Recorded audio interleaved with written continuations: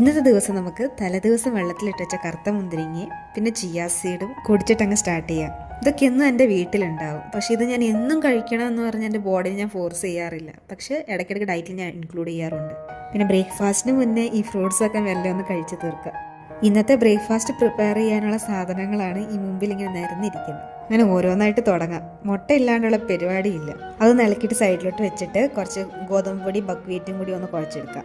ഇനി ഒരു പടിക്ക് രണ്ട് പക്ഷി എന്ന് പറയുന്ന പോലെ രണ്ട് പാനും കൂടി ഒറ്റയടിക്ക് വെച്ചിട്ട് നമുക്ക് ഒരെണ്ണത്തിൽ മുട്ടയും പൊരിക്കാം, ഇഞ്ഞൊരെണ്ണത്തിൽ നമ്മൾ കുഴച്ച് വെച്ചാൽ അതുകൊണ്ടൊരു ദോശ ഉണ്ടാക്കാം. ഇതിന്റെ മുകളിൽ ഞാൻ വിതറിയിട്ടുള്ള 3 സീഡാണ് കേട്ടോ. ഫ്ലാക്സ് സീഡ്, പംകിൻ സീഡും പിന്നെ സൺഫ്ലവർ സീഡും. പിന്നെ മുട്ടയുടെ മുകളിൽ ബ്രോക്കലിയും ശതാവരി ഇട്ടിട്ടുണ്ട്. പിന്നെ ഒരു അവക്കാഡോയുടെ ഹാഫ് എടുത്തിട്ട് അതിൽ കുറച്ച് ഉപ്പും കുരുമുളകും ഇട്ടിട്ടൊന്ന് ഇളക്കിയെടുക്കാം.